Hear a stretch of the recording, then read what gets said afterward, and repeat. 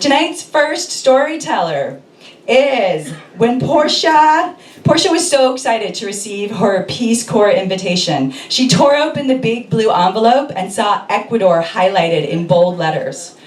She immediately thought, the jungle. Please welcome Portia Boykin in the best of both worlds. So I received my Peace Corps invitation in the mail, big blue envelope. I tore it open like a Christmas present on Christmas Day. I saw Ecuador in big, yellow, bold letters. Ecuador, Ecuador, Ecuador. The only thing that could come to mind when I saw Ecuador was the jungle. I'm going to the jungle, yes. So I went to my good friend Google. This is in 2011. I went to my good friend Google, typed in Ecuadorian bugs. This is what my life was going to be. Because I am going to the jungle, I have to get ready for these Ecuadorian bugs. Naturally, this is how I packed. I had nets, I had a tent, I had eco-friendly bug repellent. I was ready to go to the jungle in Ecuador. I told all my friends and family, this is where I'm going to be. You guys can come out and visit me in the Amazon, in El Oriente is what they call it. I'm going to be with all these Amazonian beauties. Oh, it's going to be fabulous. So I get to Ecuador, and during training, you learn all about the country that you're serving in your Peace Corps service. During training, I learned that Ecuador had 4 regions. They had the jungle. I was ready for it. Woo! El Oriente. I'm all ready for it. They have the Andes Mountains, La Sierra. They have La Costa, the coast. And they also have the Galapagos.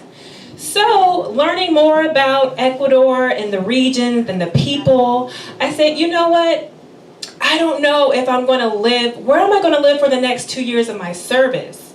Our Peace Corps staff, they help figure out where to place each volunteer in each region. So I let the Peace Corps staff know, you know what, I packed for the jungle, but send me to the coast. I want to go to the coast. You guys, I'm originally from Mobile, Alabama, and it's hot and humid down there. And I said, you know what, I'm all about the coastal weather. I can deal with humidity. And I found out that there was an Afro-Ecuadorian province in Ecuador called Esmeraldas. The whole province was full of Afro-Ecuadorians. So I'm super intrigued by the African diaspora.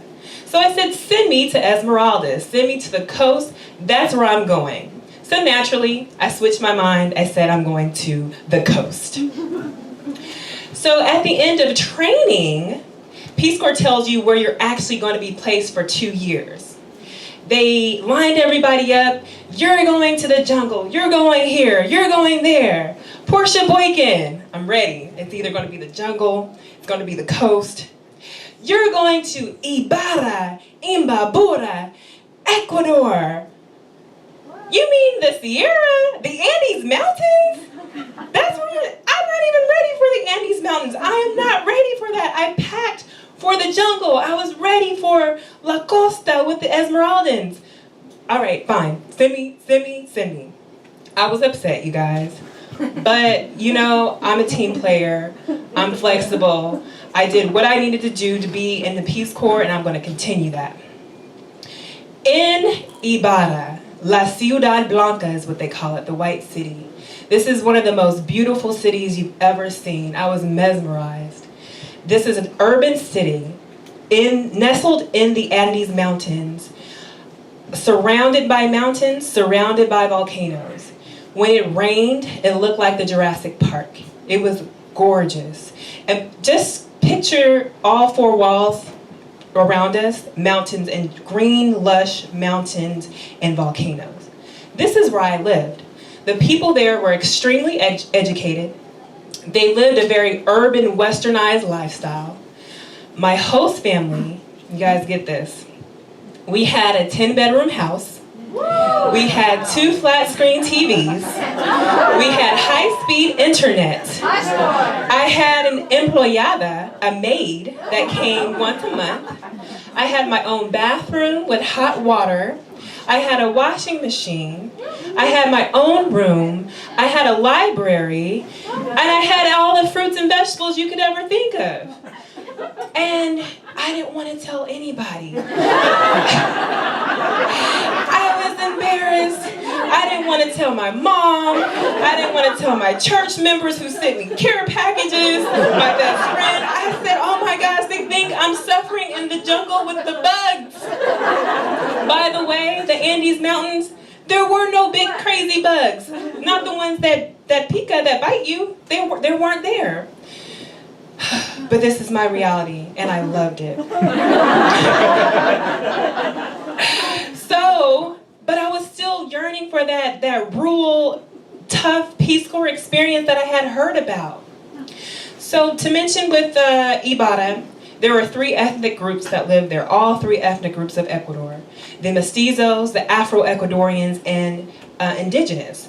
So I was intrigued again. There are Afro-Ecuadorians here. African diaspora, where'd they come from? So a neighbor told me they come from around the mountain in Valle de Chota. I said, well, I have to go to this Valle de Chota to figure out what's going on over there. Where are they coming from?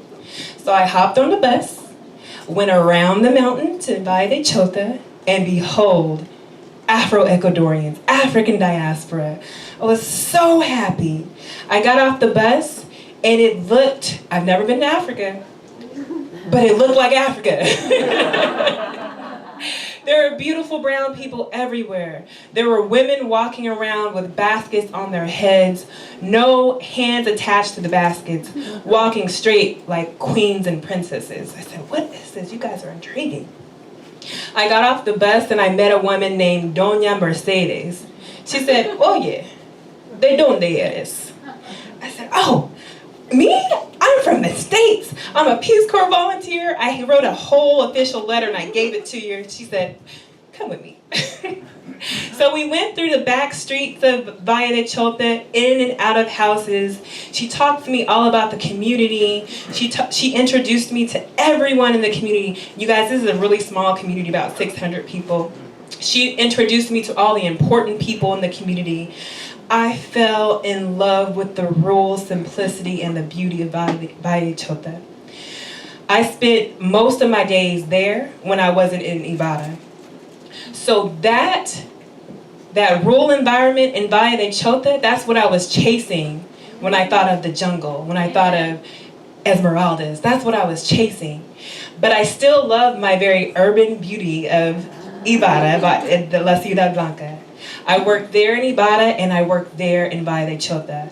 I slept in Ibarra and also slept with my family in Valle de Chota. I played, I did everything, both. And that is the best of both worlds.